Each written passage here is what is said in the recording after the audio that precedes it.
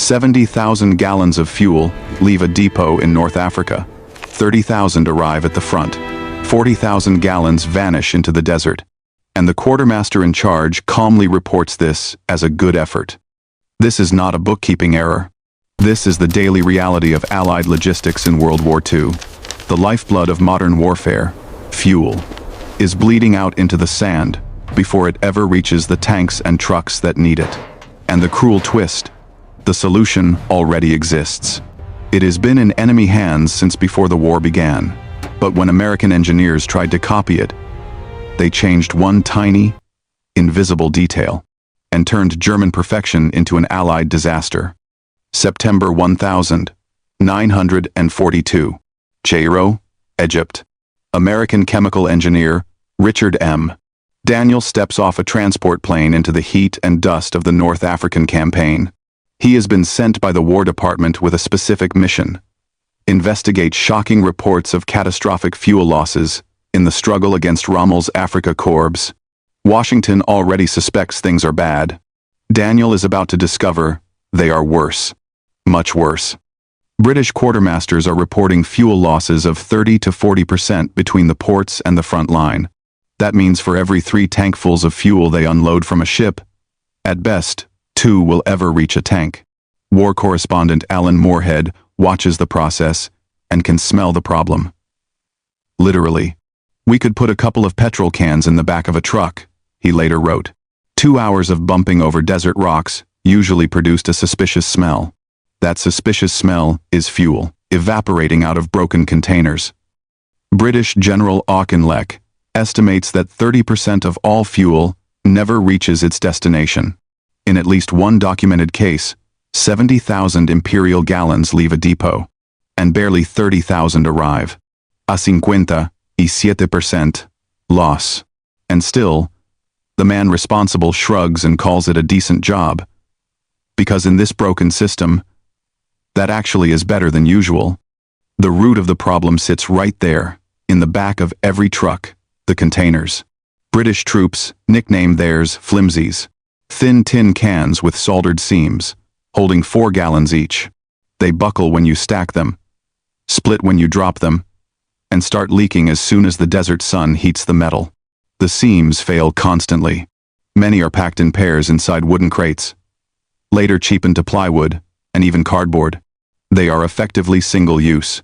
Open, pour, throw away. American containers are hardly better. The standard 5-gallon cans are rectangular boxes with screw caps and cork gaskets. A design that would not look out of place in World War I. Larger 55-gallon drums need pumps and careful handling. None of this equipment was designed for high-speed mechanized warfare over endless rock and sand. Daniel watches soldiers fight their own supply system. 2 men wrestling a heavy drum, hunting for a wrench, a funnel, anything to get fuel where it needs to go. He watches gasoline seep silently into the sand, from hairline cracks and tired seams. Then he does the math.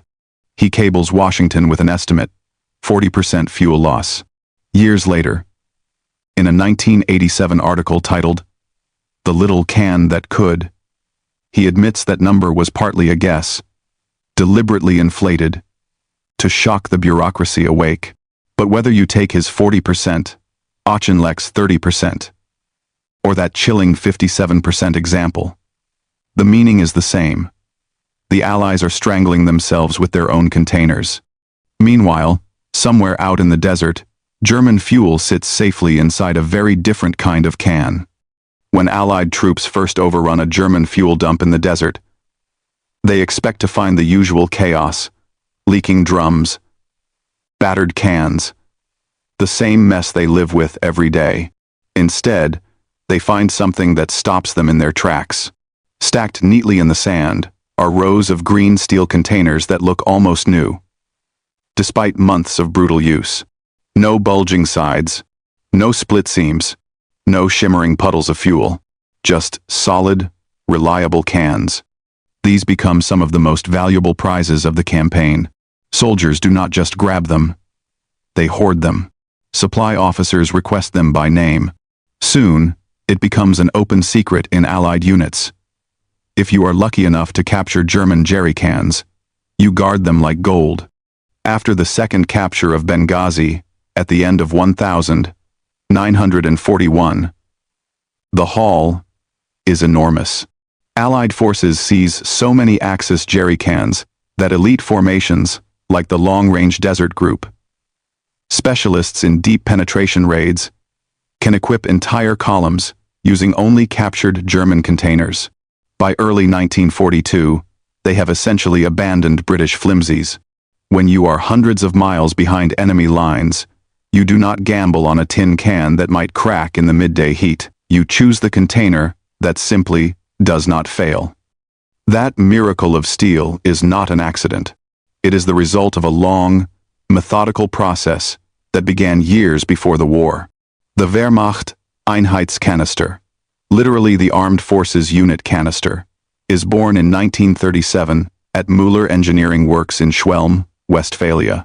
German engineer Vinzenz Grünvogel leads the design. The project does not appear overnight.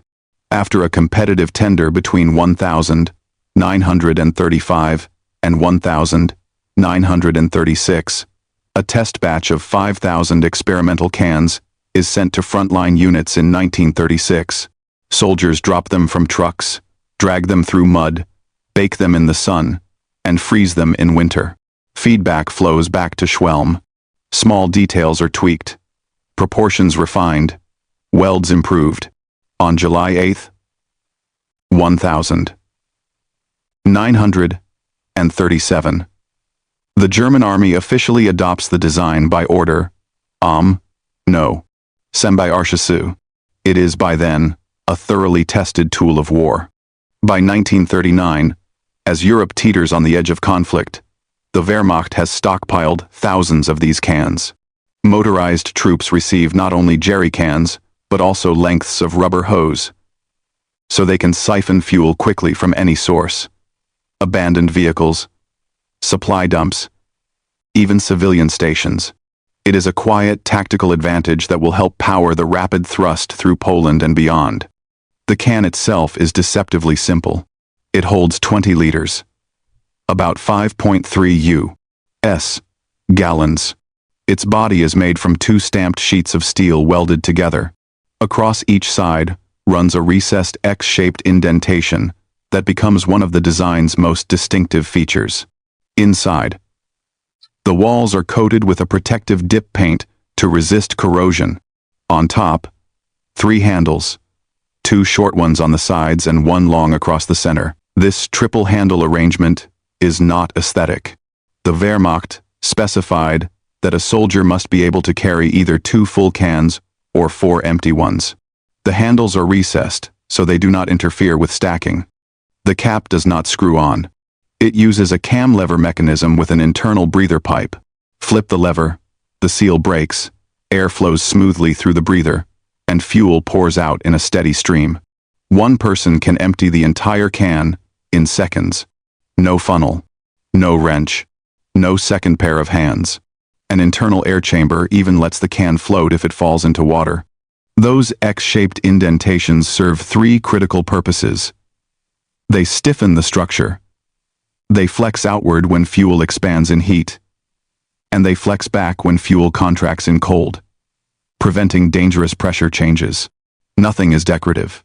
Everything has a job. The design is so good that it is treated as a military secret. Patents are filed in 1939, but details are kept from the wider world. Only when Allied forces start capturing these cans do they realize that, in the war for fuel, Germany has engineered an almost perfect weapon. While German engineers are perfecting their fuel container in secret, a strange side story is unfolding far from any battlefield. A story that could have given the Allies the jerry can advantage. Years before the deserts of North Africa turned into a logistical graveyard. In 1939, American engineer Paul Pleece is building a specially equipped vehicle for a long journey to India with a German colleague. The car is ready. The route is ambitious. But one crucial detail has been overlooked: emergency water storage. Out on the road, far from towns or wells, Running dry can be as deadly as running out of fuel. Police's German partner has a solution. He has access to a stockpile of the new Wehrmacht cans at Berlin Tempelhof Airport. Quietly, he manages to secure 3 of them and hands them over, along with complete specifications for their manufacture. Police immediately recognizes that this is not just any container. It is rugged, easy to handle, cleverly shaped. Even before the war has fully ignited, he sees its potential. According to his later account, Police drives on to Kolkata. He brings with him not only the memory of the can, but detailed knowledge of how it is made. He tries to raise interest among U.S. military officials. War is looming, and he believes this container could make a difference. But there is a problem. He does not have a physical sample yet. Specifications on paper, no matter how precise, do not impress the bureaucracy. Without something to touch, to weigh, to kick, he can't get anyone to listen. So Police does something audacious. He arranges to have his car shipped to New York by a complicated, roundabout route, just so he can retrieve one of the cans and send it on to Washington. The official record does not capture every twist of this journey. Bureaucracies are not in the habit of filing paperwork on their own missed opportunities. Some details remain hazy even to historians. Exact dates, flight manifests, shipping paths. But one fact is solid. By the summer of 1940, samples of the German jerry can are sitting on a desk at the office of the U.S. Quartermaster General. The secret is no longer secret. The Americans have, in their hands, an example of German fuel container perfection. The story does not end there. Later in 1940, while Police is in London, British officers ask him about the design and how to manufacture it. Livehen, Endhap, Livehen. He arranges for the second of his 3 cans to be flown to Britain, so they, too, can study it. The knowledge is spreading across oceans and allies. Before the first American soldiers set foot in North Africa, and yet nothing happens. The U.S. military initially rejects the German-style can. There is no clear, written explanation in the surviving files. Instead, there are only guesses. Maybe it is institutional inertia, the quiet resistance to anything that was not invented in-house. Maybe the can looks too complex to mass-produce quickly. Maybe the idea of copying German engineering simply does not sit well with American pride. Whatever the reasons, the verdict is the same. The design that would later become priceless on the battlefield is brushed aside. The War Department decides instead to stick with an old, World War I-era 10-gallon container with 2 screw closures that need both a spanner and a funnel just to pour. They have seen the future and chosen the past. But not everyone in the system is ready to let this idea die. At an unassuming research facility in Maryland, a small group of American engineers is about to take a second look at the jerry can and make a fateful choice that will define Allied fuel logistics for years to come. The modest research post in Maryland is Camp Holabird, home of the Quartermaster Corps' experimental branch. Here, far from the front and the desert sun, the German jerry can is finally taken seriously. Late 1940 into early 1941. American engineers place the captured can on a workbench and do what engineers do best. They take it apart. They measure every dimension with calipers. They photograph it from all angles. They slice apart a sample to inspect welds, peer at the cam lever mechanism, and analyze the quality and composition of the steel. They test the triple handles, check how it stacks, time, how fast it pours. On paper, their reports show a kind of grudging admiration. The German design is practical, efficient, and thoroughly thought through. Then they do something that feels sensible in an office and catastrophic in a desert. They decide to improve it. The American version keeps all the visible elements. The dimensions remain almost identical. The capacity stays at around 5 gallons. The 3-handle layout is retained because it is clearly brilliant for carrying and passing cans along a human chain. The X-shaped indentations are preserved, though simplified in shape and tooling. Even the cam lever cap is maintained in many versions, at least in appearance. To the casual eye, the American can and the German can are siblings, lined up on a parade ground. Most soldiers would not see the difference. The real change is hidden, where no camera focuses. The seam. The German jerry can uses a welded joint. Two stamped halves are brought together and joined along the X-shaped seam with electric resistance welding. The weld bead is tucked into the recess, away from impact. It is thick, sealed, and repeatedly tested under pressure. German trials had already proved that this weld could endure drops, shocks, heat, cold, and constant flexing without losing its integrity. The American engineers choose a different approach. Rolled seams. Instead of welding the steel edges together, they fold and crimp them.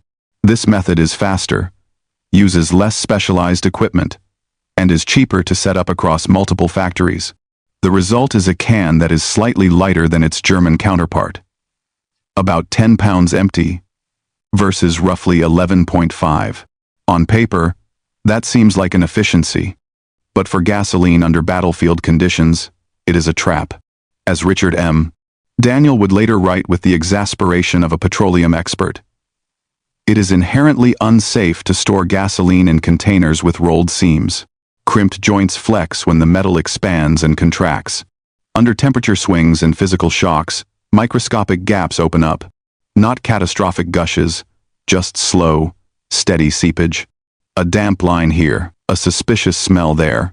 Multiply that across thousands of cans. Under a sun that bakes metal to the point of near burn, and the minor seepage becomes thousands of gallons lost. The American version strips away other unseen advantages too. In some production runs, the internal breather tube is simplified or omitted, forcing soldiers to rely on extra tools to pour smoothly. The interior anti-corrosion lining present in German fuel cans is dropped or reduced for cost and speed. On the factory floor, each omission shaves seconds and cents. In the desert, each omission adds risk. Production ramps up. Tens of thousands of American jerry cans roll off assembly lines and are shipped to North Africa and Pacific training bases. At first, nothing seems dramatically wrong. The cans look modern, stack neatly, ride well on trucks. Then the little signs appear. Dark rings around the caps, faint stains beneath stacks of cans left in the sun. The familiar whiff of gasoline wherever supplies sit too long. The rolled seams flex with every scorching day above 120 degrees Fahrenheit and every cool desert night that follows. Metal expands, contracts, flexes, and fatigues. Minute leaks spread quietly, invisible in reports, obvious to anyone who has to load and unload those cans day after day. By the time Richard M.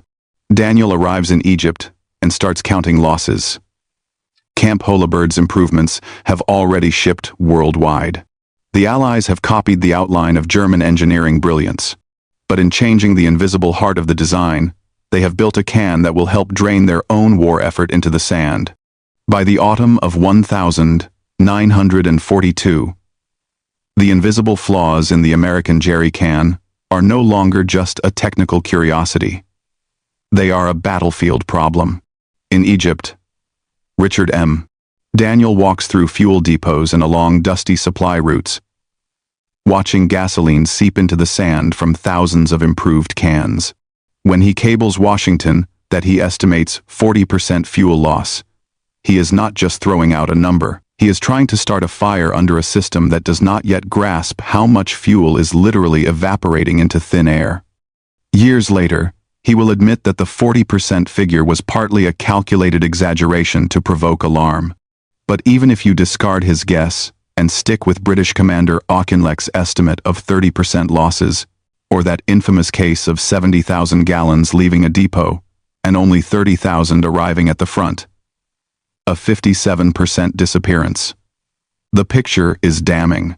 The Allies are shipping fuel across oceans, only to lose a third or more of it before it reaches a tank or truck. On the ground, logistics officers respond the only way they can. Triage. They begin quietly ranking containers by reliability. At the top, the prize, captured German jerry cans with welded seams, full internals, and a reputation for never failing. These are reserved for critical operations and frontline units. Below them, American-made rolled seam jerry cans, usable but untrustworthy, assigned to less demanding roles, where a leak is inconvenient, not catastrophic. At the bottom, the British flimsies, thin, walled, soldered, fragile, used for whatever they must, and discarded the moment they are empty. In the North African sun, both British and American seams suffer the same daily torture. Daytime temperatures climb past 120 degrees Fahrenheit. At night, the air can drop by 40 or 50 degrees. Metal breathes with these swings, expanding, contracting, flexing. Rolled and soldered joints, never meant for that kind of punishment, crack open. Microscopic gaps widen into visible splits. Fuel does not merely dribble. It fades away continuously, long before anyone reaches the front. Ironically, Rommel himself will feel the consequences of supply. In late August 1942, at Alamein, the Desert Fox launches what will be his last serious attempt to break the British line. He is stopped not only by guns, armor, and aircraft, but by his own supply chain. Short of fuel and vital supplies, he cannot sustain the offensive. The Desert Campaign is becoming a war of logistics, and containers, humble, overlooked cans, are at the center of it. When Washington finally takes Daniel's alarm seriously, the fix does not begin in American factories. Instead, the British take the lead. In 1943, British manufacturers begin mass-producing faithful copies of the German original, welded seams, full internal breather tubes, proper plastic or synthetic linings, and no shortcuts hidden inside the steel. These cans pour smoothly, stack cleanly, and, most importantly, they do not leak. By early 1943, around 2 million of these British jerry cans have been shipped to North Africa. By early 1944, production has spread to the Middle East as well, and millions more are rolling out to support the coming invasion of Europe. In the European theater, fuel becomes the pulse of every operation. A standard U.S.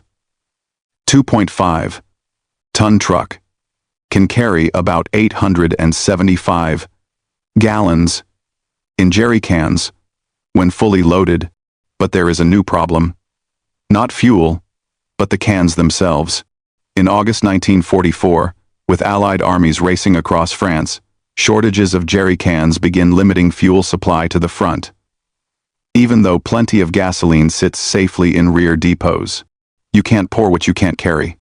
By October 1944, chaos has taken its toll.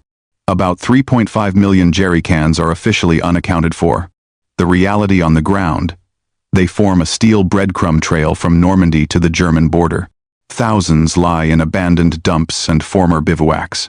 Others are repurposed into makeshift sidewalks over mud, or hammered flat and used as chairs and tables. Every missing can is a missing link in the supply chain. The Quartermaster Corps crunches the numbers in early January 1945 and realizes the scale of the problem.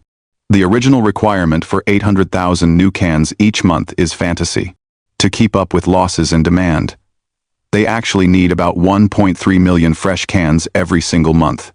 By V-Day, in May 1945, U.S.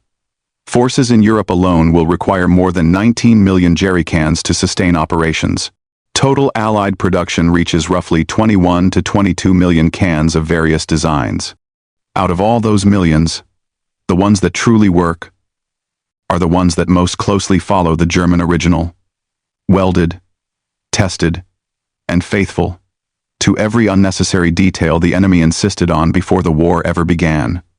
By the final winter of the war in Europe, the humble jerry can has become as essential to the Allied advance as the tank or the truck. Behind every armored spearhead is a river of fuel, and that river flows not in pipelines, but in tens of millions of steel containers. The Quartermaster Corps, now painfully aware of how easily that river can leak away, keeps revising its estimates upward. The old forecast of 800,000 new cans per month seems laughable in early January 1945, after surveying losses, misuse, and battlefield attrition. They conclude they need around 1.3 million new cans every month just to keep the armies moving. By V-Day, in May 1945, U.S. forces in the European theater alone require more than 19 million jerry cans across all Allied forces. Total production reaches somewhere in the range of 21 to 22 million containers in various designs.